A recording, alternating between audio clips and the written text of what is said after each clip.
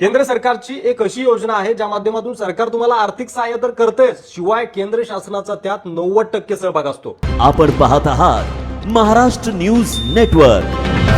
आणि उर्वरित रक्कम तुम्ही बँकेकडून कर्ज स्वरूपात मिळवू शकता। आणि सरकारने या प्रकल्पाची खर्च मर्यादा आता 10 कोटी वरून 15 कोटी केलेली आहे। काय आहे योजना या इकडे सांगू। बघा, सरकारचा हा क्लस्टर डेव्हलपमेंट प्रोग्राम आहे, त्याला MSC CDP असं देखील म्हणतात। या योजनेच्या माध्यमातून, प्रोग्रामच्या माध्यमातून लघु, सूक्ष्म आणि मध्यम जे व्यवसाय आहे, उद्योग आहे, त्यांचा एक समूह करून विकास साधणं हा सरकारचा उद्देश आहे। या क्लस्टर डेव्हलपमेंट प्रोग्रामच्या अंतर्गत तुम्ही संशोधन व विकास केंद्र, पॅकेजिंग केंद्र, चाचणी केंद्र, प्रशिक्षण केंद्र, सामायिक जलनिस्सारण केंद्र किंवा सामायिक प्रक्रिया केंद्र उभारू शकता।